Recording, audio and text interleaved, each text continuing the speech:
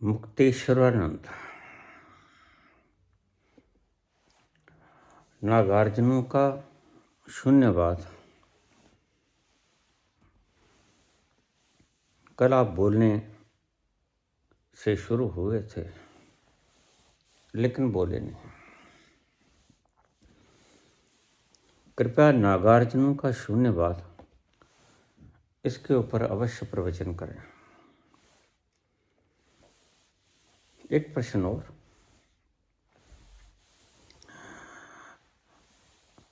आपके बोलने से लगता है कि आपने सभी ग्रंथों का अध्ययन किया है।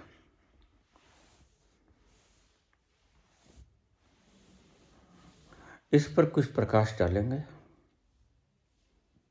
संबोधि से पहले क्या आपने सभी शास्त्रों का अध्ययन कर लिया था?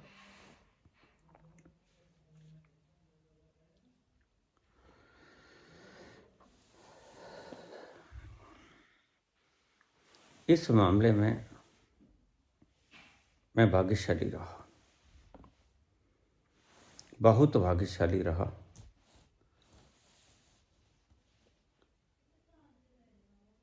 कि संबोधि से पहले मैंने कोई शास्त्र नहीं पढ़ा था। कोई शास्त्र का मतलब कोई शास्त्र, यहां तक कि मैं आरती भी नहीं जानता था।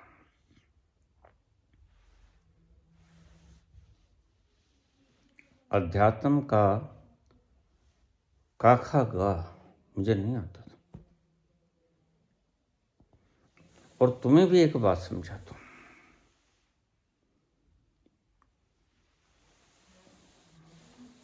जितना पढ़ते जाओगे उतना खोते जाओगे, क्योंकि जितना लिखा ब्लैक बोर्ड पे, ध्यान रखना, उसे डस्टर से मिटा देना होता है। उसके दस्तखत सिर्फ खाली ब्लैक बोर्ड पे होते हैं। कुछ भी लिखा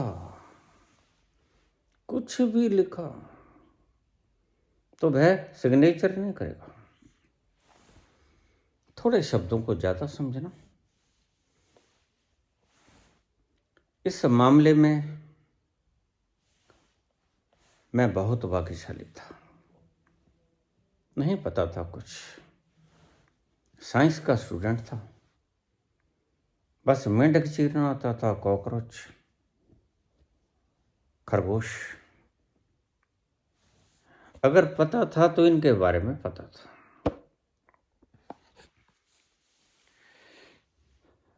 अगर आप कहो योग वशिष्ठ पातंजलि महावीर बुद्ध, मैं कुछ नहीं जानता था। और तुम्हें भी कहूंगा, तुम भी कुछ मत जानना। अगर पहुंचना है तो देखिए, या तो सूचनाएं संग्रहित कर लेना, संसार की हूं या अध्यात्म की हूं, या खुशी, प्लेजर, आनंद, मस्ती, खुमारी। अगर इसको चाहते हो तो सूचनाओं को डिलीट कर देना, फॉर्मेट कर देना सर। ये करना ही पड़ेगा। अगर तुम सोचो कि पदार्थ के बारे में जानकर पदार्थ के रचयिता के बारे में आसानी से जाना जा सकता है तो तुम गलती में हो। You are on mistake.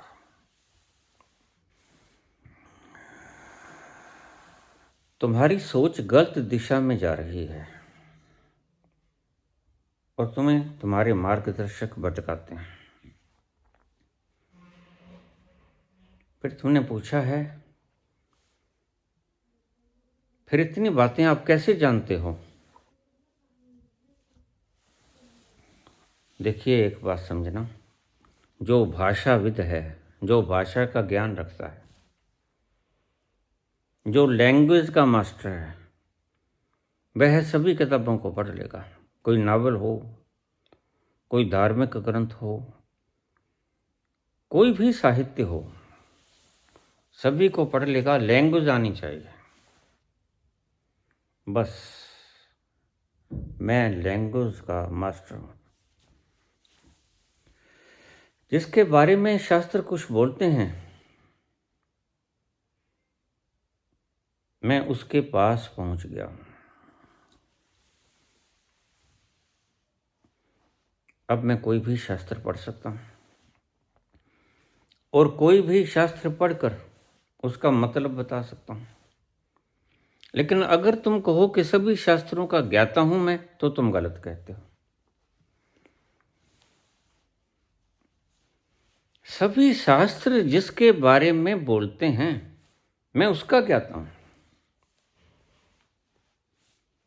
एक बार फिर समझ लो, काम की बात है, बुनियादी बात है। ये मत समझना कि मैं सभी शास्त्रों के बारे में बोल लेता हूं तो सभी शास्त्रों का मैं ज्ञाता हूं। नहीं, सभी शास्त्र जिसके बारे में बोलते हैं, मैं उसका ज्ञाता हूं। मैं उसके पास पहुंच गया हूं। ऐसे व्यक्ति को सर्वज्ञ कहा गया है।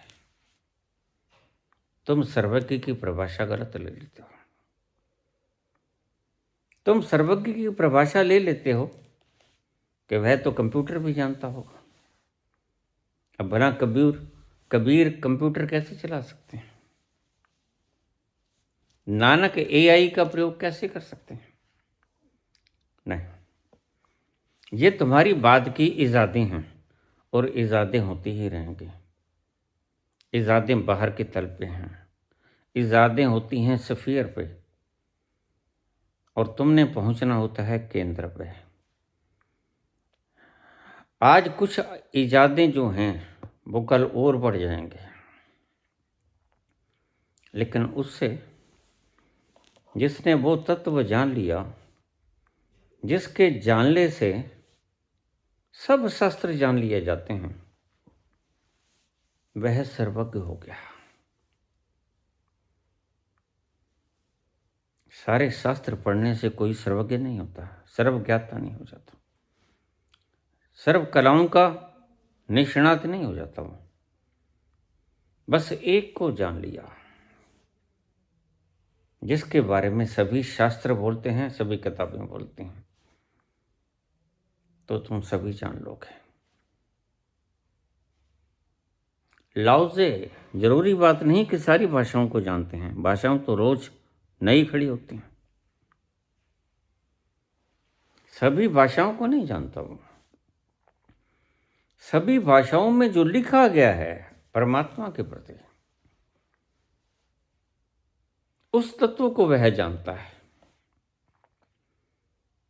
इसलिए वो है सर्वज्ञ है। सर्वज्ञ के अर्थ कि आप किसी भी शास्त्र का कोई भी शब्द निकालो, उसका अनुवाद जो मैं भाषा जानता हूं उसमें आप कर दो, उत्तर मेरे से ले लो। अगर तुम कल को कहो मैं तो गाड़ी भी चलाना नहीं जानता, जब सीखी ही नहीं, मैं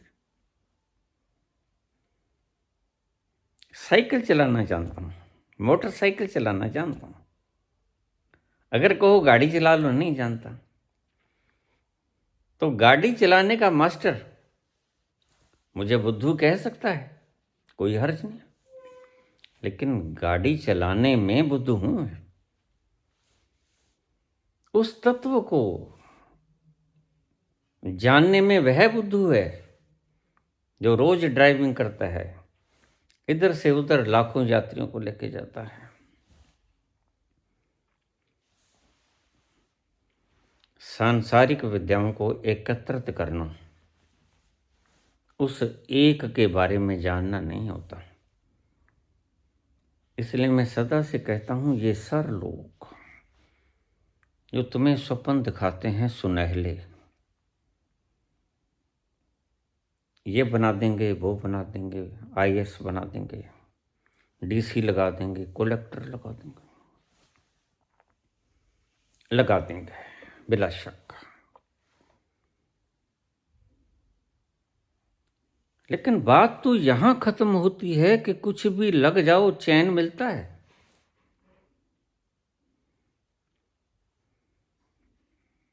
बात कलेक्टर लगने की कहां है, बात चीफ मिनिस्टर या प्राइम मिनिस्टर बनने की कहां है। आध्यात्म की सारी बात आनंद पे खत्म होती है और संसार की सारी बात सूचनाओं पर खत्म होती है। संसार में जीतना है तो सूचनाएं ज्यादा चाहिए, आनंदित मस्त होना है, खुमारी में झूमना है तो परमात्मा को जानना चाहिए। ये दो रास्ते अलग हैं, तुमने गड्ढ कर दिया है, कोई क्या करे, और तुम भोचक्के हो गए हो, तुम रुड़द खुड़द हो गए हो, सब बीच में चला जाता है, संसार भी और परमात्मा भी। न तुमने संसार ठीक तरह से जाना और न तुमने परमात्मा जाना। एक खिचड़ी सी बन गई है सब चीजों की। मैं कहूंगा खिचड़ी भी कहना ठीक नहीं, अन्नकूट बन गया है। अन्नकूट में चावल गिरा दिया जाता है, चल मूली, चल बैंगन, चल पालक, जो कुछ आया पटक दिया बीच में, जो मसाला आया बीच में पटक दिया, वह अन्नकूट बन जाता है। और अन्नकूट में कुछ भी मिला दो, आलू मिला दो, बैंगन मिला दो, पालक मिला दो, साग बना दो, जो चाहे मिला दो, तुम अन्नकूट हो। अन्नकूट स्वाद तो बहुत होता है, तुम्हारे टेस्ट बड्स को बड़ा स्वाद देता है। हर वो चीज जो तुम्हारे टेस्ट बड्स को स्टिमुलेट करती है, उत्तेजित करती है, वो तुम्हें स्वाद लगती है। इसलिए कोई भी इंद्रिय जो तुम्हें स्टिमुलेशन देती है, तुम कहते हो बड़ा मजा आया। ऐसा मत करो, स्टिमुलेशन को तुम मजा कहते हो और यहीं चूक जाते हो, क्योंकि तुम्हें पता नहीं कि स्टिमुलेशन मजा नहीं, नॉन स्टिमुलेशन। स्टिमुलेशन खुशी देता है मजे की, और नॉन स्टिमुलेशन आनंद की ठहराव देता है, आनंद की शीतलता देता है। वट वृक्ष की छाया की तरह इस संसार की तप्त गर्मी के प्रभाव से बचने के लिए तुम उस छाया की शीतलता का आनंद मानते हो।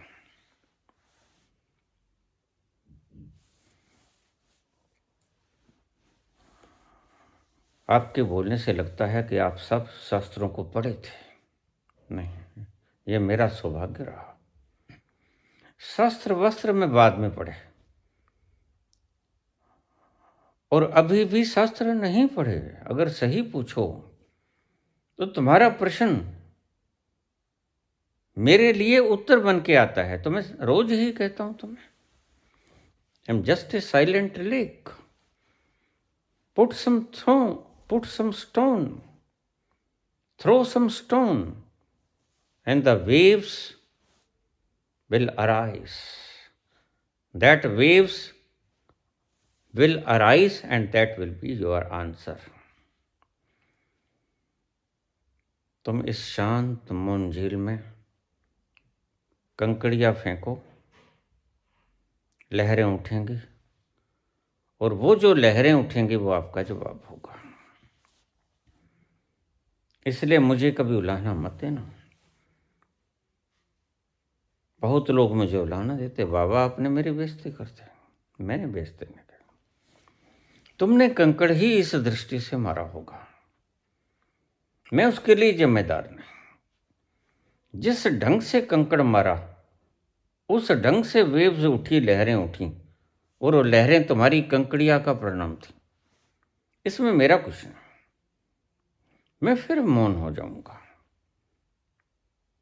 जब तुम्हारी कंकड़िया का प्रभाव क्षीण हो जाएगा तो मैं फिर मौन हो जाऊंगा। मैं सदा से मौन हूं। जानता बांता मैं कुछ नहीं। जिन्हें तुम शास्त्र कहते हो कल वो नहीं थे, आज वो हैं। बहुत सी पुस्तकें ऐसी हैं जो 10,000 साल पहले नहीं थी। आपको बता दूं, ये गीता भी 10,000 साल पहले नहीं थी। ऋग्वेद भी 10,000 साल पहले नहीं थी। बहुत सी किताबें हैं जो नहीं थी। तब कौन क्या पढ़ता था?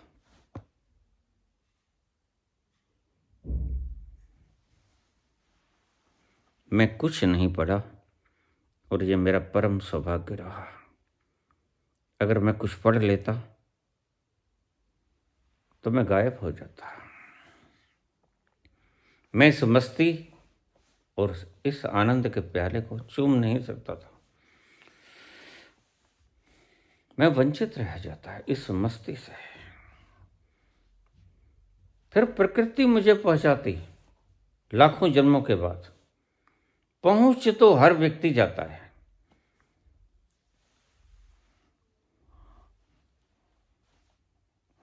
उसकी कॉन्शियसनेस की तरक्की में प्रकृति बहुत धीरे धीरे योगदान देती है। तो तुम इस शंका में मत रहना कि कोई व्यक्ति सदा के लिए अज्ञानी रह जाएगा। नहीं, यह गलत है। धीरे धीरे प्रकृति जैसे पत्थर से तुम्हें आज मानव तक ले आएगी, वैसे मानव से तुम्हें महामानव तक भी ले जाएगी, संबोधि तक भी ले जाएगी। प्रकृति का दायित्व है, प्रकृति का काम है। पहुंच तो सभी जाएंगे, सभी होने वाले परमात्मा हैं, इसीलिए सभी को प्रणाम है।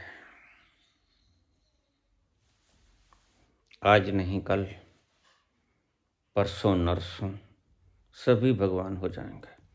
पत्थर भी भगवान हो जाएगा। यही सनातन ने हमें सिखाया।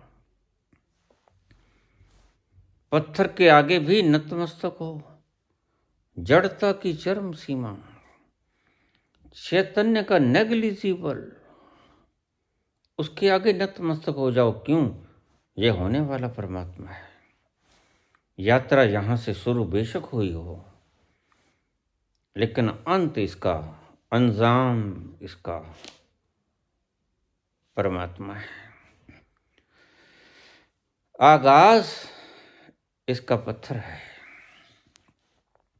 अंजाम इसका परमात्मा है। तुमने पूछा कि लगता है तुमने सारे शास्त्र पढ़ लिए बाबा, और फिर सारे शास्त्र पढ़ लिए तो परमात्मा उतर आया। मैं बड़ा प्रसन्न हूं। नहीं, I was just a blackboard, empty blackboard, कोरा कागज। हे मन मेरा लिख दिया नाम उस पे तेरा, कोरा कागज था ये मन मेरा, लिख दिया नाम उस पे तेरा। अगर उसके सिग्नेचर चाहिए, अगर तो ऐसे ही टक्करें खानी हैं संसार में, तो देखिए तुम स्वतंत्र हो। तुम भटक भी सकते हो, तुम सीधा रास्ता भी पकड़ सकते हो। तुम मालिक हो। यही तुम्हारी महत्ता है कि ईश्वर ने तुम्हें इतना अधिमान दिया, स्वतंत्रता का अधिमान। तुम चाहे तो भटको। कितना बड़ा मान है यह।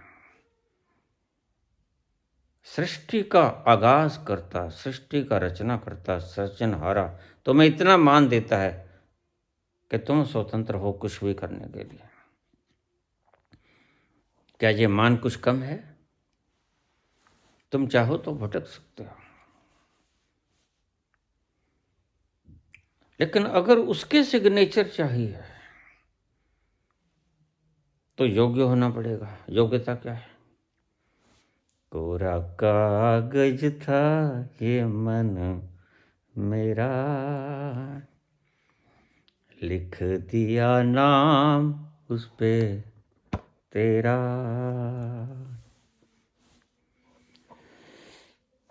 तुम कोरे कागज हो जाओ। मैं रोज कहता हूं शास्त्रों को आग लगा दो। ये गंगा किस लिए है?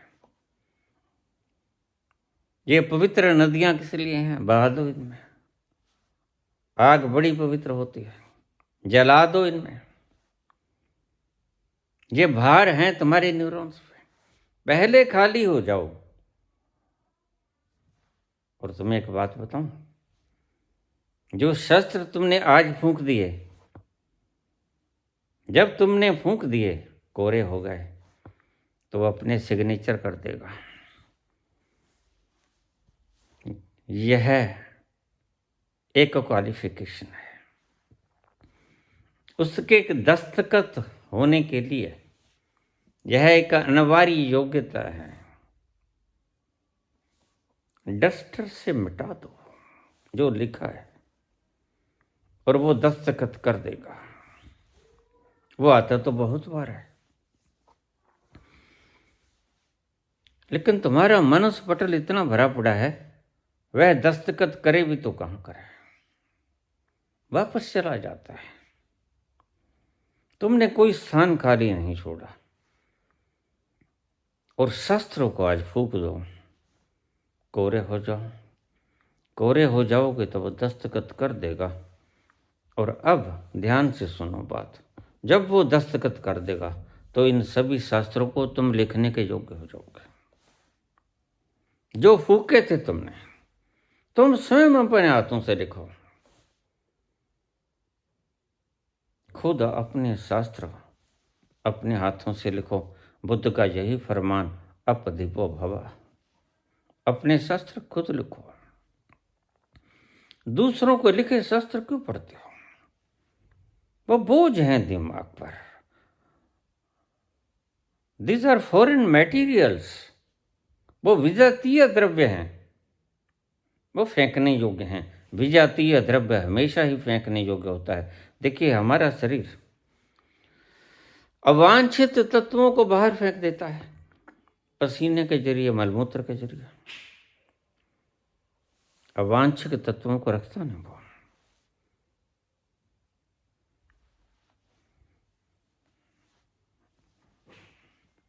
तुमने पूछा कि सभी शास्त्र पढ़े नहीं, भाषा आनी चाहिए। फिर तुम कोई भी किताब पढ़ सकते हो, उपन्यास भी पढ़ सकते हो, धर्म ग्रंथ भी पढ़ सकते हो। भाषा का ज्ञान आवश्यक है, ये बेसिक है। जिसके बारे में शास्त्र बोलते हैं वहां पहुंच जाओ। शास्त्र लिखने के योग्य हो जाओगे। दूसरों के शास्त्रों पर निर्भर न करो, वो तुम्हारे लिए बोझा है। और सारी दुनिया दूसरों के लिखे शास्त्रों को ढो रही है और चिल्ला रही है कि हम दुखी हैं। और दुख का कारण यही है, दूसरों के शास्त्रों के बोझ को लिए फिरना। कोई बाइबल का बोझ उठाए फिरता है, कोई वेदों का बोझ, कोई गीता का, कोई ग्रंथ साहब का, कोई कुरान का, कोई पुराणों का। सभी बोझा ढो रहे हैं। असल में इनकी मंशा कुछ और है। ये खुद भी अपनी मंशा को नहीं जानते, और जानते हैं तो आपको नहीं बताते। इनका कुछ निहित स्वार्थ है। वो कोई भी हो, धन भी हो सकता है, पदवी भी हो सकती है, कोई संपत्ति भी हो सकती है, कोई मान सम्मान भी हो सकता है, कोई प्रशंसा भी हो सकती है। कुछ भी चाहत अगर तुमने की तो वो चाहत तुम्हारे लिए बैरियर बन जाएगी, तुम आगे ना जा पाओगे। और बहुत से लोग धर्म का उपयोग इन चाहतों के लिए करते हैं, अपनी निहित स्वार्थी के लिए। भागवत की कथा कह देंगे, 50 लाख रुपया लगेगा। अरे भाई, ऐसा है क्या भागवत की कथा में? कुछ काम का है उसमें? कुछ काम का नहीं। वो फेंकने योग्य किताबें हैं, बहाने योग्य, जलाने योग्य किताबें, उनको पढ़ने का आप 50 लाख लेते हो। ये तो तुम बुद्धू बन जाते हो और वो तुम्हें बना लेते हैं। जब तुम्हें टैक्ट आ गया तो तुम खुद ही लोगों को बुद्धू बनाना शुरू कर दोगे। इसलिए तो आज यूट्यूब पे इतने बाबा हैं। आप देखो, सभी अपनी अपनी किस्मत आजमाते हैं। कोई सुने ना सुने, जानते बानते कुछ नहीं। और कबीर को तो अगर कोई सुनने भी ना आएगा तो कबीर तो मस्ती में उस प्रभु की महिमा का गीत गुनगुना के बड़ा प्रसन्न होंगे। कोई सुनने भी आ जाए तो भला, कोई न भी सुनने आ जाए तो भला।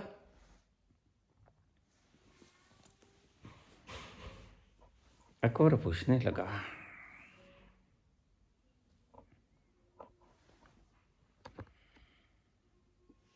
तानसेन, तुम्हारे गुरु कौन है? तो तानसेन बोला, महाराज, मेरे गुरु हैं स्वामी हरिदास जी। मैं उन्हें सुनना चाहता हूं। क्या मुझे उनके पास ले चलोगे? जब तुम इतना अच्छा गाते हो, तुम्हारे गाने से मेघ बरस जाते हैं, दीपक जल जाते हैं, गर्म हवाएं लुएं ठंडी हवाओं में बदल जाते हैं, बिरहा के आंसू निकलने लगते हैं, दीपक बुझ जाते हैं। तो जिससे तुमने सीखा वह कैसा होगा, वह कैसा गाता होगा? तानसेन बोला, क्षमा करना महाराज, मेरी तरह वह बिकाऊ नहीं है। तब लोग ईमानदार थे। 16वीं सेंचुरी के पूर्वार्ध में अकबर के जमाने की बात है।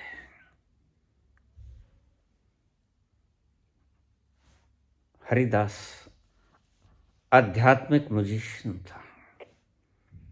वह जब गाता था तो हवाएं, लहरें ठहर जाती थी, आसमान आंसू बिखेरता था, रोता था आसमान बिरहा के गीत सुनकर, और अस्तित्व झूमता था उसके झूमर सुनकर। तो कबीर बोला कि मैंने आपके गुरु को सुनना है। जब तुम इतना अच्छा गाते हो तो तुम्हारा गुरु कैसा होगा? एक बार मुझे मिला लो। तानसेन बोला, महाराज क्षमा करना, लेकिन वह बिकाऊ नहीं है, वह चंद सिक्कों पर बिकने वाला नहीं है। तुम ऐसा मत सोचना कि तुम उसके पास जाके बैठ जाओगे और कहोगे हम गीत सुनना चाहते हैं और सुना देंगे। ऐसा नहीं। कबीर और नानक भी ऐसा नहीं है, मीरा भी ऐसा नहीं है। मीरा से कहो नाच के दिखा तो नहीं नाचेगी, और जब नाचेगी तो स्वेच्छा से नाचेगी। नाचेगी दिखावे से नहीं नाचेगी, भीतर से वो लहर उठेगी और नाच आएगा। भीतर से आनंद की वो मीठी लहरें उठेंगी, नानक गाएगा। भीतर से सुरती की वो लहर आएगी और कबीर झूमेंगे, अमृत बरस रहा है, भक्तों नाचो। वह बिकाऊ नहीं है महाराज, क्षमा करना। अकबर तो अड़ गया, राजा था। राजहट, बालहट, त्रियाहट, ये तीनों मशहूर हैं।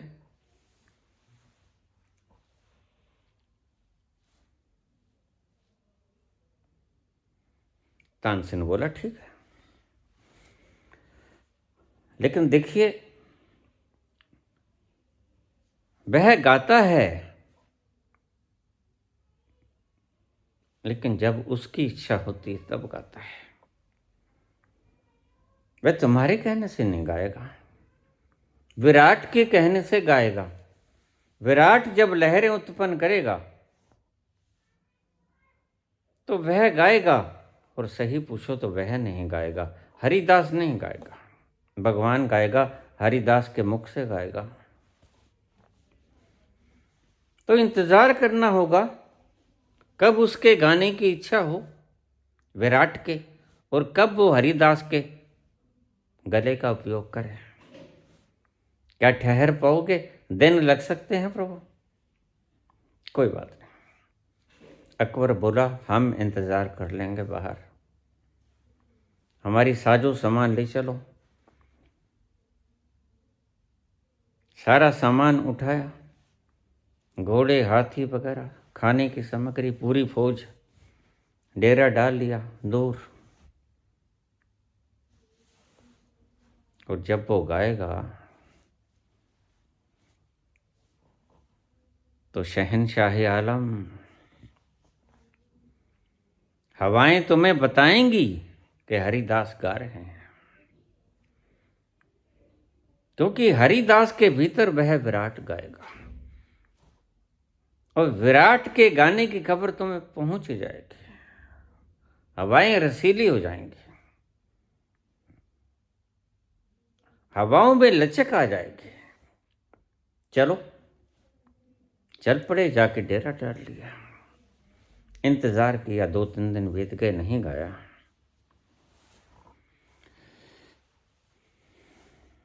बैठे रहे, इंतजार करो, वह जब गाएगा तो गाएगा।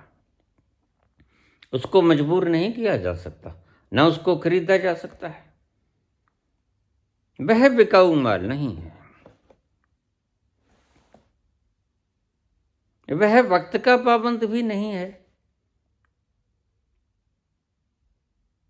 कि इतने बजकर इतने मिनट पर ही गाएगा, नहीं। वह तो मौज का पाबंद है। मौज जब गाने की होगी तो गाएगा, अन्यथा नहीं गाएगा।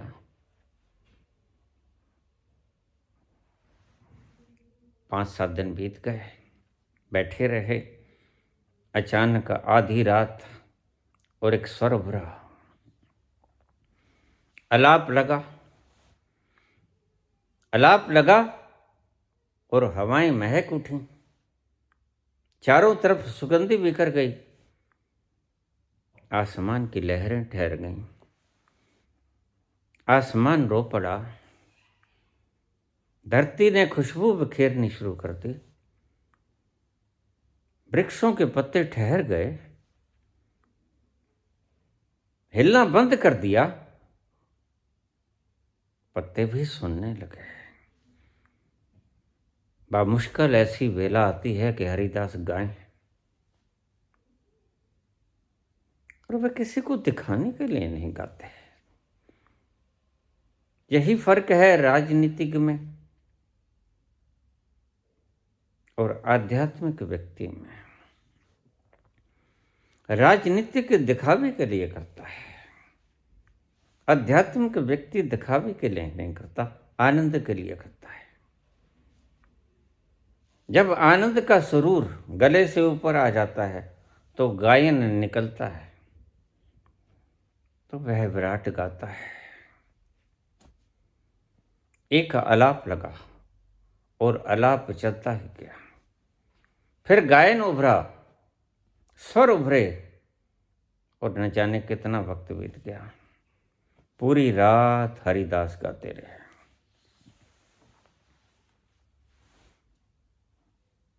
पूरी रात गुजर गई, सुबह का सूरज निकल आया। हरिदास अब भी गा रहे थे। वक्त का कोई पता न चला, समय ठहर जाता है, सब ऊहा पोह ठहर जाती है। मन बोलता नहीं, मन सुनता है। बस यही बात महावीर ने कहा कि श्रावक बन जाओ। जब श्रावक बनोगे तो मन ठहर जाएगा। ठहरा हुआ मन सुन सकता है,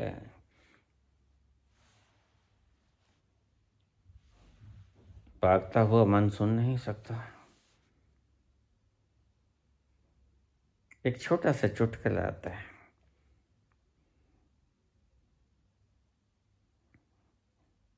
सबसे बढ़िया अजूबी बात जो कहेगा, असंभव बात जो कहेगा, उसको प्रथम पुरस्कार मिलेगा। बच्चों को कहा गया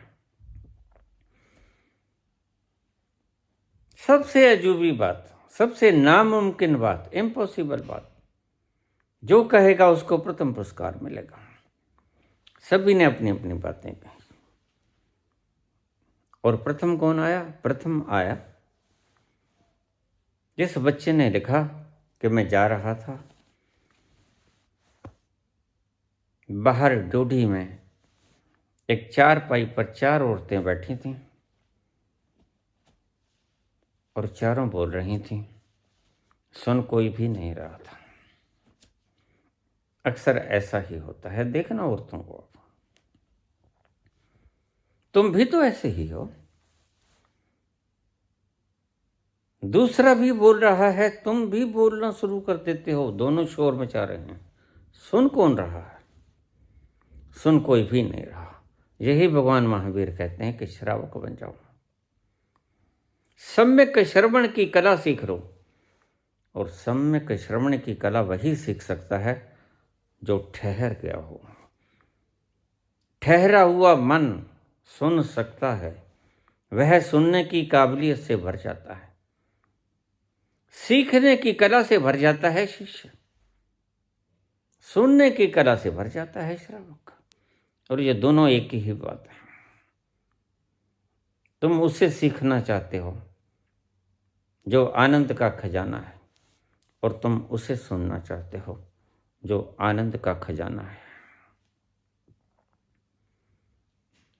और ये संभव हो पाएगा जब तुम ठहरोगे, तुम्हारा मन ठहरेगा। लेकिन बात तो यही है, झगड़ा तो यही होता है, मन ठहरता नहीं।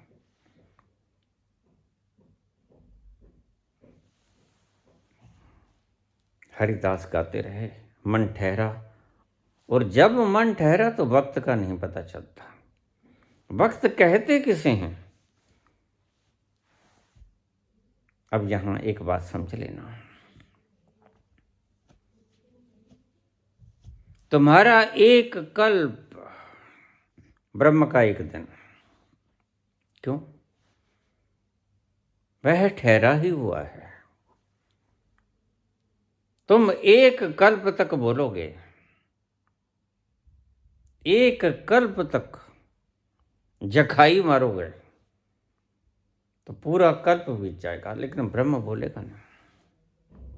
ब्रह्म का एक दिन होगा। और मैं कहता हूं बनाने वालों ने यह भी गलत बना दिया। ब्रह्म का एक दिन भी कहाँ होगा? ब्रह्म का तो एक क्षण भी नहीं बीतेगा, क्योंकि वो सदा ठहरा है, वो सदा स्थिर है।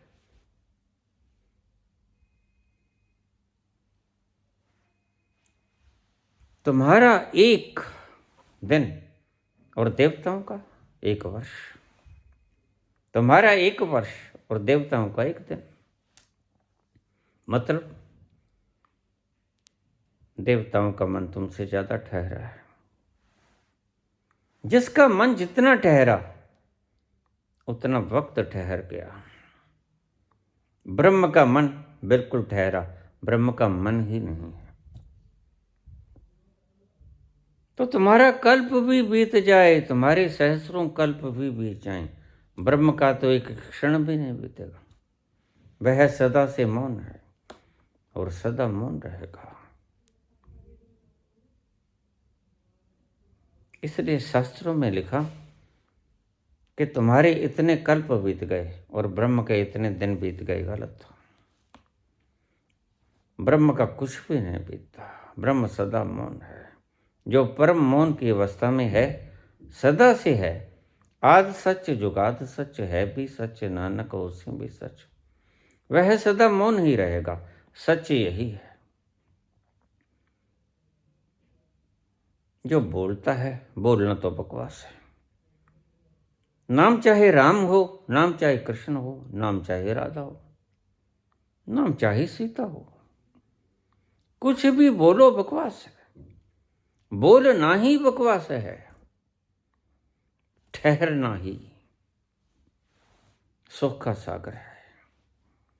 अगर सुख का सागर चाहते हो तो ठहरना सीखो। बोलना बंद करो। और बोल चाहे कुछ भी रहे हो, गाली निकाल लेना, राधे राधे कर लेना, बराबर हो। ठहरना सीखो। आज नहीं कल तुम बेला पछताओगे। इन सर्कसियों के आगे क्या सीखोगे तुम? ये बेचारे खुद ही नहीं सीखे।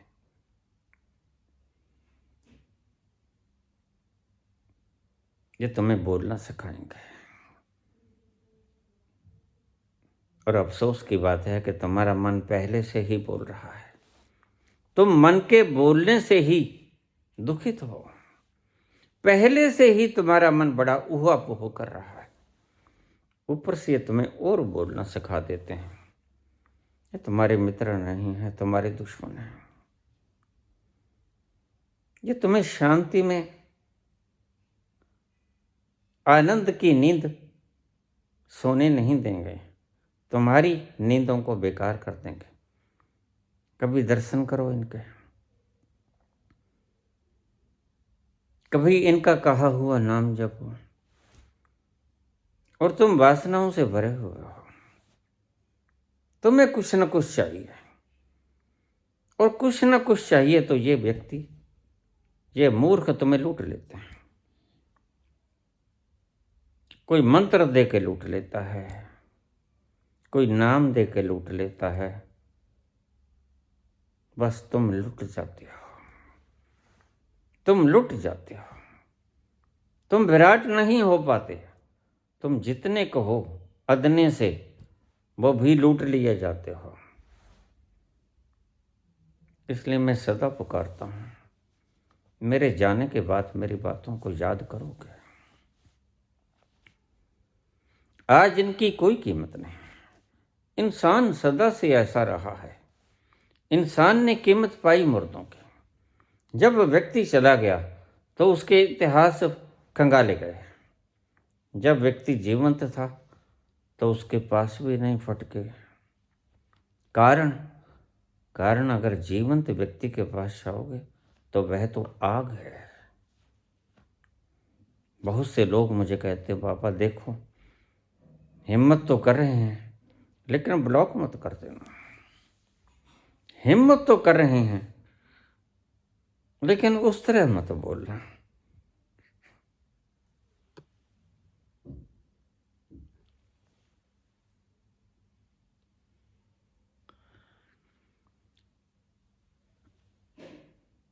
हिम्मत तो कर रहे हैं लेकिन उस तरह मत बोलना। ब्लॉक मत कर देना। पूछ तो रहे हैं हम। नहीं, मेरा कोई भेजा थोड़ी खराब है। मैं ब्लॉक इसलिए करता हूं कि यहीं ठहर जाओ, बस आगे मत चलो। ये जो पूछ रहे हो, जो पूछने योग्य है नहीं।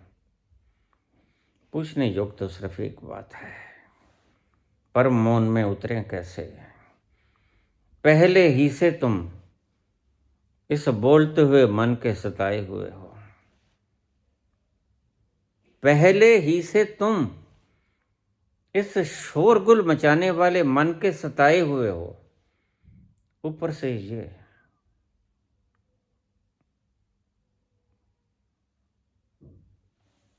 कोई किश्ती नुमा टोपी डाल के, कोई काली पीली दाढ़ी करके तुम्हें बोलना सिखा रहे हैं। तुम पहले से ही बोलने के खिलाड़ी हो, मन के बोलने से पहले ही बड़े तंग हो।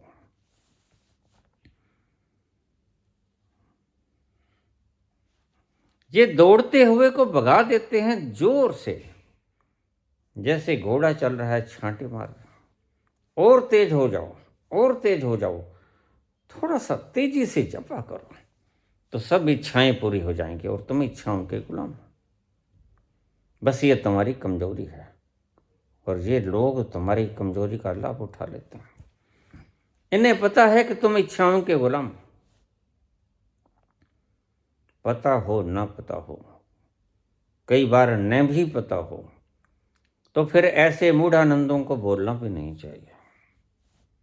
जब नहीं पता है तो चुप हो जाओ, खुद आनंद ले लो चुप्पी का। मौन का स्वाद बड़ा निराला होता है। लेकिन फिर कहते हैं हमें उपकार भी करना है। क्या खाक उपकार करना है? बोलते हो को और बुलाओगे, भागते हो को और दौड़ाओगे, यह पुण्य है कि पाप? क्यों इतना पाप कमा रहे हो? कहां दोगे? पहले ही से कुछ पाप करके आए हो, जो आज ऐसी दशाएं हो गई हैं। धन होगा, धन तो उनके पास भी बहुत होता है, आप समझिए जाओ। मान होगा, मान तो मिट्टियों को भी आज मिलता है। ये देखो, पत्थरों को मान मिलता है, पत्थरों को मान मिलता है। मंदिरों में और है क्या? पत्थरे हैं। और क्या है तुम्हारे मंदिरों में? और क्या है? शास्त्र पढ़े हैं, इनके आगे नतमस्तक हो जाते हो। इनमें जीवन भी नहीं है, फिर भी नतमस्तक हो जाते हो। तो मूढ़ताओं की तो पहले ही बहुत अति हो चुकी है। कोई इन शास्त्रों को सिर पर ढो रहा है। सुबह सुबह लाउड स्पीकर लगा लिए जाते हैं। एक ग्रंथी मेरे पास है, मैंने कहा तुम रोज पढ़ते हो जप जी? पढ़ते ही हो या गुणते भी हो? क्योंकि तुम्हारे चाल चरित्र से तो नहीं पता लगता कि तुम गुणते भी हो। तुम सदा भटकाव की स्थिति में रहते हो। बस इतने रुमाले आ गए, इतने इकट्ठे कर लो, और क्या होता है? और प्रधान बन जाओ। मैंने एक दृश्य देखा, एक औरत आई, गुरुद्वारा के प्रधान पे 500 रुपये का नोट पांव में रख दिया। तो प्रधान कहने लगा, देवी ये 500 रुपये मेरे पांव में क्यों रख रही हो? ये धन गुरु ग्रंथ साहब जी के अर्पण करो। वो स्त्री बोली, महाराज प्रधान जी घूम फिर के आ तो आपके ही पास जाएंगे। मैंने कहा इतनी भी मशक्कत क्यों करनी, सीधा आपके ही चरणों में चढ़ा दूं, आ तो जाएंगे आपके ही पास। बस ये लोग ऐसा ही काम करते हैं। तुम्हें पता नहीं होता, तुम्हारी आस्थाओं से खिलवाड़ करते हैं और जगह जगह तुम्हारी आस्थाएं चिपकी हुई हैं। और आस्थाओं से खेलना इनका काम है। ये धार्मिक नहीं है, ये राजनीतिक लोग हैं। राजनीतिक लोग आस्थाओं से खिलवाड़ करते हैं, आस्थाओं का व्यापार बनाते हैं। ये धार्मिक नहीं है। धार्मिकता का लेबल लगा है सिर्फ। धार्मिक होना और धार्मिकता का लेबल लगा लेना बिल्कुल अलग बात है। पूछा है कि आपने सारे शास्त्र पढ़े थे? नहीं। कबीर ने कहा, एक साध है सब सद है। जिसके बारे में शास्त्र बोलते हैं वहां चले जाओ। दिस इज ऑथेंटिक, यह प्रामाणिक है। शास्त्र जिसके बारे में बोलते हैं तुम वहीं चले जाओ। बस फिर तुम जो बोलोगे वो शास्त्र बन जाएगा। और जीवंत शास्त्र के पास जो होता है और मुर्दा शास्त्रों में नहीं होता। मुर्दा शास्त्र तो सिर्फ जब मैं बोल रहा हूं तुम्हारे लिए नहीं बोल रहा हूं, याद रखना। तुम सुन रहे हो, ये तुम्हारी इच्छा है, लेकिन तुम्हारे लिए बोल नहीं रहा हूं। मुझे लोग कह देते हैं बाबा आपको थोड़े से कम लोग सुनते हैं। मैंने कहा इतने भी सुन लें तो ठीक है, चलेगा, इससे कम भी सुन लें तो भी चलेगा। तो फिर बाबा आप बोलते किस लिए? मैं बोलता हूं उस अंधकारमय युग के बच्चों के लिए, उन भावी पीढ़ियों के लिए, जब घोर अंधकार होगा और कोई व्यक्ति एक शब्द बोलने का फीस लिया करेगा, तब ये मेरी बातें उनके लिए स्वर्णिम सिद्ध होंगी। उनके लिए बोल रहा हूं मैं, बेचारों के लिए, अपनी ही भावी पीढ़ियों के लिए, कि उनको दाम ना चुकाने पड़े झूठ के, और होंगे भी झूठे, क्योंकि सच्चा व्यक्ति परमात्मा का नाम बेचा थोड़े करता है। परमात्मा का नाम तो बेचा करते हैं महंगे कवि, वो लेते हैं 10 मिनट का 20 लाख रुपया, और तुम मजे से दे देते हो। महंगे कवि और परमात्मा के नाम को बेचते हैं। ध्यान रखना, गुरु नानक ने कभी परमात्मा का नाम नहीं बेचा, कबीर ने परमात्मा का नाम नहीं बेचा, मीरा ने नाम नहीं बेचा। कबीर को जो सुनने आते हैं। जब प्रवचन समाप्त हो जाता, गरीब थे, जुलाहे थे, झीनी झीनी चदरिया बुनकर अपना परिवार बोलते थे। प्रवचन समाप्त हो जाता तो कबीर बड़े प्यार से कहते हैं, नम्रता से, भक्तजनों भोजन करके जाना, खाली पेट ना जाना, भूख लग गई होगी। और इतनी सहजता से और इतनी भीतरी अंतरंग प्राणों से आवाज निकलती कि चाहे राजा भी क्यों ना हो, उन शब्दों से मोहित हो जाता, बैठ जाता, भोजन करके जाना प्रभु।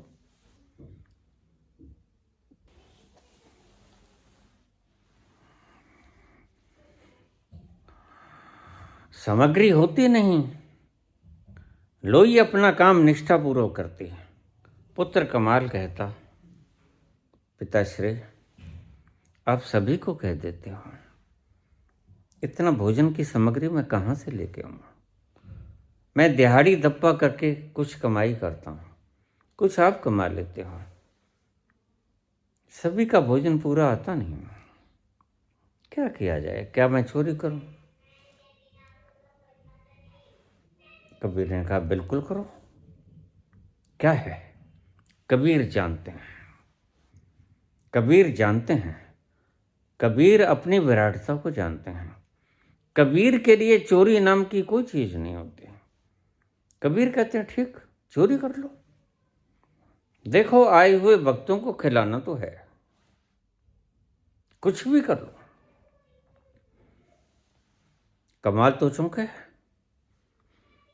चोरी करो, भक्तों के लिए चोरी करो, इससे अच्छा अब कहा मत करो कि खा के जाना कुछ। ये तो मैं मजबूर हूं, मैं नहीं बोलता, ये तो मेरे अंतस प्राण बोलते हैं। मैं मजबूर हूं कमाल, हाँ चोरी कर लेंगे। तो तुम कोई गोदाम देख लो दिन में, उस गोदाम में रात में जाके पाड़ लगा देंगे। सर्दी की रात थी, जनवरी फरवरी का महीना। कमाल कहता ठीक, थोड़ा भीतर से घृणित अंदाज में बोला, कई बार पुत्र पिता को पहचान नहीं पाते और कई बार पिता पुत्र को पहचान नहीं पाते। ये अजीब माया है संसार की। तो पुत्र पिता को पहचान नहीं सका। उसने कहा ठीक, फिर मैं ले आऊं सामान? ले आओ। ले आया, कहीं ले आया, छेनी हथौड़ी ले आया, सारा सामान ले आया जिसे पाड़ लग सकता था। कबीर कहने लगे, मुझे रात को जगा लेना भाई, नींद गहरी आती है, घोड़े बेच के सोता हूँ। कोई बात नहीं, मैं जगा लूँगा। कमाल कहने लगा। आधी रात भाई कमाल ने जगाया, पिताश्री उठो। क्यों, सब ठीक है? हाँ सब ठीक है। चलो चोरी करने नहीं जाने? हाँ हाँ चल पड़े। कोई जानते हो गोदाम देखा दिन में? हाँ देखा,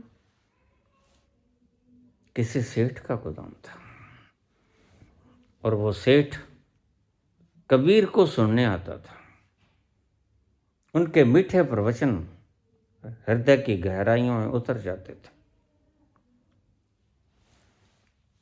कमाल ने कहा, ये गोदाम रहा, लो यहाँ पाड़ लगा लेते हैं, थोड़ा सा तुम मेहनत करो, मैं ईंटें तोड़ता हूँ, कच्चा स्थान तोड़ता हूँ, तुम कस्सी से उसे बाहर निकालना। रल मिल के पाड़ निकाल दिया। तो कबीर ने कहा, देखो बेटा, तुम जवान हो, मैं वृद्ध हूँ, ये कनक की इतनी बोरी मुझसे खींची नहीं जाएगी, आओ हम दोनों लक्के से खींच लेते हैं। एक बोरी बाहर खींच ले गई। तो कमाल से बोले, ऐसा कर पुत्र, तेरी पीठ पे लदा देता हूँ, तू घर ले जा, मैं इसको ठीक करके आता हूँ। कहीं कोई जानवर, कोई सूअर, कोई गाय सारा खराब ना करता है। उसने कहा ठीक है। कबीर ने लदा दिया पीठ पे। कमाल चले लेके धीरे धीरे। गली लंबी थी और ईंटों को जचाने लग गए ऊपर नीचे। कबीर पार बंद कर दिया।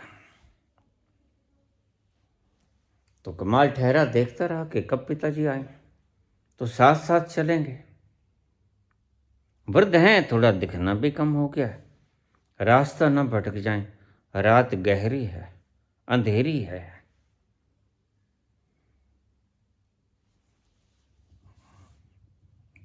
पाड़ बंद कर दिया। कहते ऐसा कर, बस तू एक क्षण के लिए ठहर जा, मैं थोड़ा बता दूं। किसको बता दें? इस मालिक को बता दूं? उसने आवाज लगाई, सेठ जी जाग रहे हो? सेठ सोते तो है नहीं, सेठों को नींद नहीं आती, सेठों को गोली खा के भी नींद नहीं आती, क्योंकि वह जो हराम का माल इकट्ठा किया वह सोने नहीं देता। लोगों के नींदों को छीनने वालों, तुम नींदों की तमन्ना करते हो। दूसरों को दुख देने वाला खुद सुखी होने की कामना न करे। तो नींद तो आती नहीं, सेठ तो जाग ही रहा था। उसने कहा, हाँ जी। बाहर आया, देखा कबीर पहली मंजिल पे था, भाग के आया, नीचे पांव पकड़ लिए। गुरुजी आप? हाँ। आप किस लिए? कहते मैं ये तुम्हारे गोदाम में से एक बोरी कनक चोरी करके ले जा रहा हूं।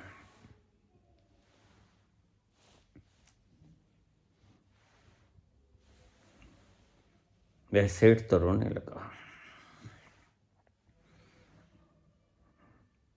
आंसुओं से पांव धुल गए। इतना रोया, इतना रोया, अपने मुंह पे चपत लगाई। कहता गुरुदेव मुझे पहले समझना है, हम इतने लोग रोज वहां खा के आते हैं, कहां से आएगा? बेईमानी ये नहीं करता, काला बाजारी ये नहीं करता, राजनीति ये नहीं करता, बिकाऊ माल ये नहीं, पार्टी इसने नहीं बदली, कहां से आएगा? हमारा फर्ज बनता है, गोदाम में भरा पड़ा, हम आपके घर पहुंचा देते, आप जाइए, इस बोरी को यहीं छोड़ जाइए, मैं खुद बंदोबस्त कर दूंगा और इसके बाद आप इसका फिक्र भी मत करना, सारी जिम्मेदारी मेरी।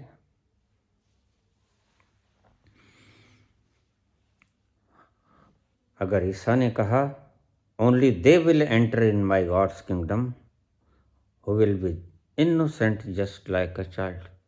बच्चा कह देता है मैंने चोरी की पिताजी, 1 रुपये की चोरी की, बिल्कुल बाल बन, ऐसा ही व्यक्ति। निर्मल मल जन सोई मोहि भावा,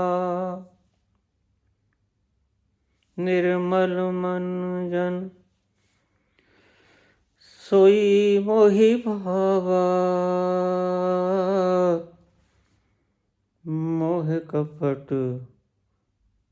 छल छिद्र न भावा। मुझे कपट, छल, छिद्र, हेरा फेरी ये अच्छे नहीं लगते, और वो व्यक्ति मेरे पास आता भी नहीं। गुफाओं में बैठकर समाधिस्थ होने का ड्रामा मत करो। हम जानते हैं राजनीतिक लोग अपने भीतर नहीं जा सकते, कूड़ा भरा है, कचरा भरा है, हेरा फेरियां, बेईमानी, झूठी, सब भीतर भरा पड़ा है। कैसे जाओगे? तुम्हें खुद डर लगेगा, खुद से। ड्रामेबाजी पंथ, झूठ बोलने वाला। पतंजलि ने सबसे पहला नियम बनाया सत्य, उससे आगे चले। परमात्मा तक पहुंचने का सबसे पहला पहला पहला अष्टांग योग में यम का पहला सूत्र सत्य। जो झूठ बोलता है वह तो आशा न करे। सत्य से शुरू करना होगा। और झूठ बोलने वाले खुद को अवतार मनाने पर उतारू हो जाते हैं। ये बात अलग है, बात चलती नहीं।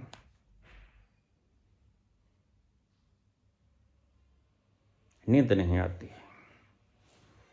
दूसरों का खून चूसने वाले, दूसरों की नींदों को हराम करने वाले खुद चैन से कैसे सोएंगे? तुम भी अपने आप को थोड़ा सा जाती मार के देख लेना भीतर, तुम भी इस रोग से ग्रसित तो नहीं हो? तो अवश्य ही कहीं ना कहीं तुमने दूसरों की नींदें हराम की होंगी, तो तुम्हें भी नींद नहीं आती। दूसरों की महफिलों में रत जगह करने वाले, तुम्हारे भी रत जगह ही होगा। ये रत जगह तुम्हारे लिए विशाल आयोजन है, मेरे लिए दुख के परिणामों का फल है, पाप है। साथिया आज हमें नींद नहीं आएगी, सुना है तेरी महफिल में रत जगह है, सुना है तेरी महफिल में रत जगह है। आँखों ही आँखों में रैन कट जाएगी, सुना है तेरी महफिल में रत जगह है, सुना है तेरी महफिल में रत जगह है। ये रत जगह कराने वाले परमात्मा इनकी बुद्धि फेर देता है। ये धार्मिक अनुष्ठान करके रात को जागते हैं। अवश्य ही लोगों की रातों को छीना होगा, नींदों को छीना होगा। रातें सोने के लिए होती हैं, जागने के लिए नहीं होती। जागने का तो सिर्फ श्राप कुछ ही लोगों को मिला है, उल्लू। और उल्लू सही चुना लक्ष्मी के वाहन के रूप में। जो दूसरों की लक्ष्मी का हरण करते हैं उनकी सवारी उल्लू ही होनी चाहिए। लक्ष्मी भी खुद रात को जागती है, उल्लू भी रात को जागता है। ये तालमेल तुम्हें बैठाना आता नहीं। तुम अगर जागरणों का आयोजन करते हो, बड़ा भव्य आयोजन होता है, बड़ा, एक एक चौक के भीतर बड़े बड़े यूनिट्स लगते हैं, फिर पाप कर रहे हो। पाप के कारण जागरण का आयोजन किया, और फिर पाप कर रहे हो जाग करो लोगों को जगाने। तुम कहते हो भगवान का नाम कानों में पड़ जाएगा। अरे नाम कुछ कानों में पड़ जाएगा, उससे क्या होता है, नींद हराम हो जाएगी। मेरे पास रोज लोग आते हैं, बाबा नींद नहीं आती। तुमने वो वहाँ से आए थे ना, वहाँ से मध्य प्रदेश से, उन्हें दवाई बताई थी, हमें भी बता दो।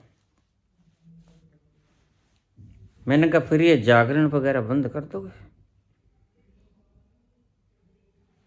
बस यही है पाप का कारण।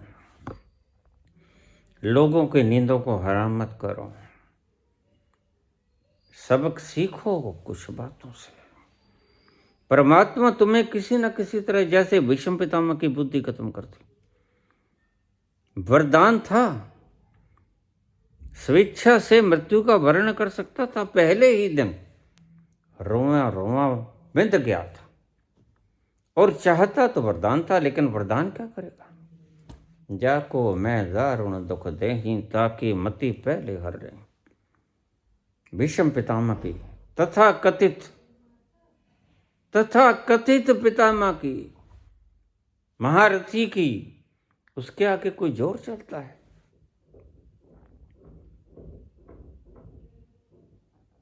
उसने मति हर ले।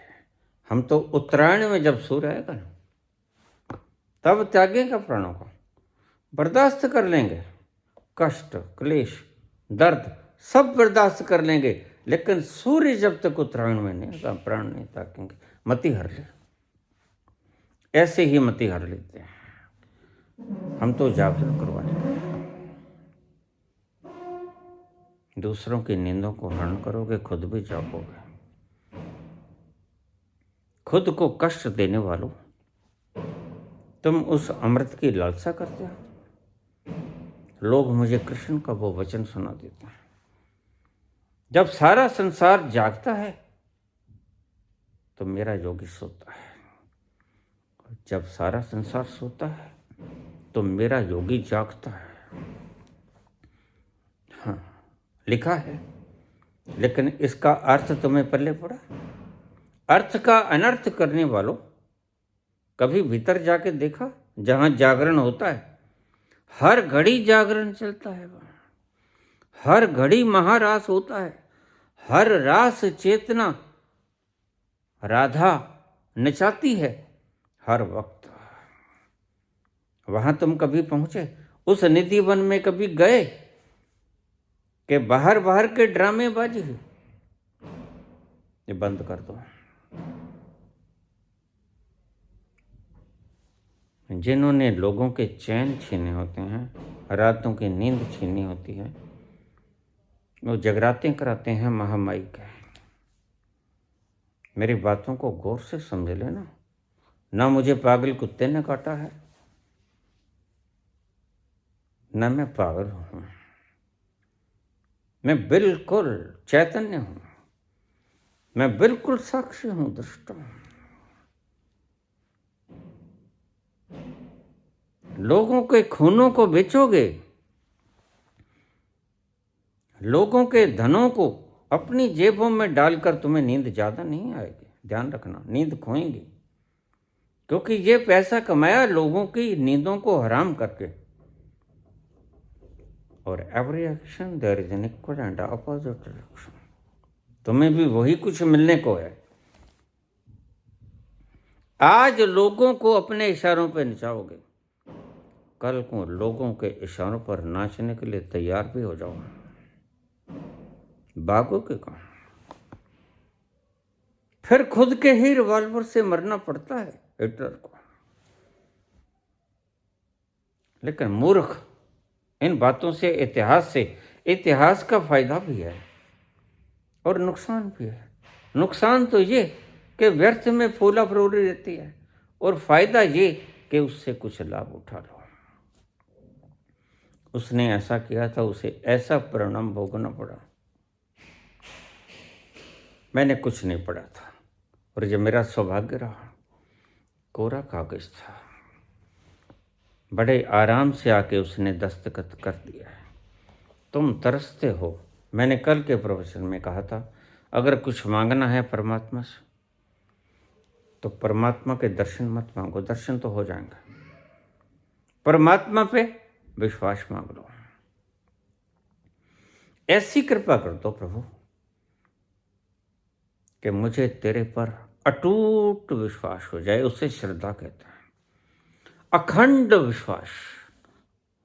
उसी का नाम है श्रद्धा, जिसे तुलसीदास ने कहा, श्रद्धा विश्वास रूपिणो याभ्याम बिना न पश्यन्ते।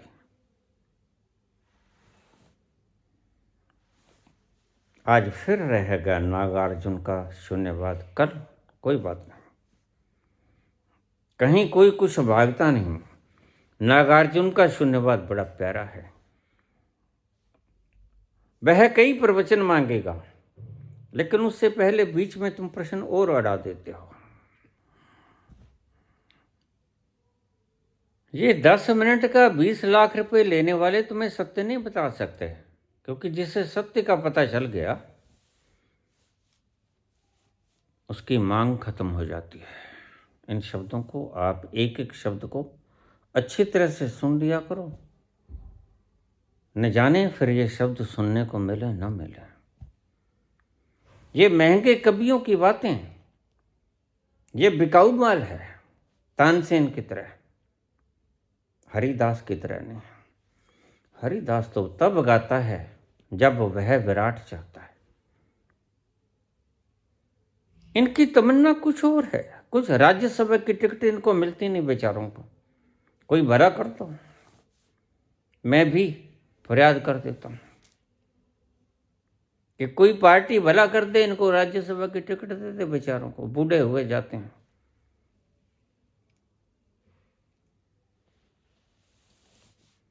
बिकाऊ माल है। तुम चाहे कोई लेवल लगा लो, लेकिन हमारी दृष्टि में तुम बिकाऊ माल ही रहोगे। तवायफ कोठे पे बेच देती है अपने शरीर को, और तुम रंग मंचों पे बेच देते हो अपनी प्रतिभा को। दोनों बिकाऊ हैं। धन्यवाद। श्री कृष्ण गोविंद हरे मुरारी, हे नाथ नारायण वासुदेव। श्री कृष्ण गोविंद हरे मुरारी, हे नाथ नारायण वासुदेव। श्री कृष्ण गोविंद हरे मुरारी, हे नाथ नारायण वासुदेव। ऐ मुसाफिर क्यों पसरता है यहाँ, ऐ मुसाफिर क्यों पसरता है यहाँ। ये किराए पे मिला तुझको मकान, ये किराए पर मिला तुझको मकान। कोठड़ी कोठड़ी खाली करा ली जाएगी, जब तेरी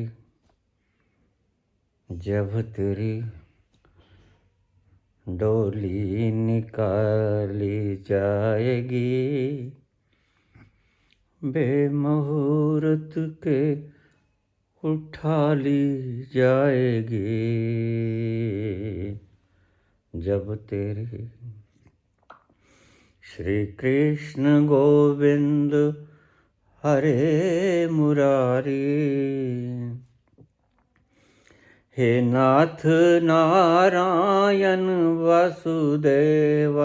श्री कृष्ण गोविंद हरे मुरारी, हे नाथ नारायण वासुदेव। सर्वधर्मान् प्रत्यज्य मामेकं शरणं व्रज। सर्वधर्मान् प्रत्यज्य मामेकं शरणं व्रज शरणं व्रज। अहं त्वां सर्वपापेभ्यो मोक्षयिष्यामि मा शुचः।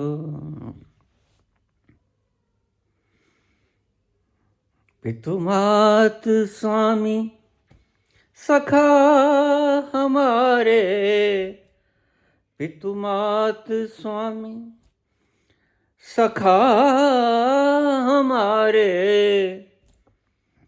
हे नाथ नारायण वासुदेवा, श्री कृष्ण गोविंद हरे मुरारी। हे नाथ नारायण वासुदेवा, श्री कृष्ण गोविंद हरे मुरारी। हे नाथ नारायण वासुदेवा, मोहे पख लग गई, इधर वख लग गई, उधर वख लग गई। लगी वाले ना कदे भी सौंदे, लगी वाले ना कदे भी सौंदे, तेरी किवें अख लग गई। ये शब्द भीतर की तरफ इशारा करते हैं। वह तत्व जो कभी सोता नहीं,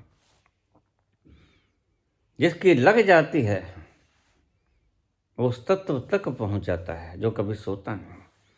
लगी वाले ना कदे भी सौंदे, तेरी किवें अख लग गई। तू कैसे मूर्छित हो गया? जाग जाग, बी अवेयर। अख लग गई, दो है पख लग गई, दोनों तरफ लग गए। संसार में भी लग गई, परमात्मा भी लग गए। इधर वख लग गई, उधर वख लग गई। श्री कृष्ण गोविंद हरे मुरारी। हे नाथ नारायण वासुदेवा, श्री कृष्ण गोविंद हरे मुरारी। हे नाथ नारायण वासुदेवा, पितुमात स्वामी सखा हमारे, पितुमात स्वामी सखा हमारे। हे नाथ नारायण वासुदेवा, श्री कृष्ण गोविंद हरे मुरारी। हे नाथ नारायण वासुदेवा। ओम। धन्यवाद।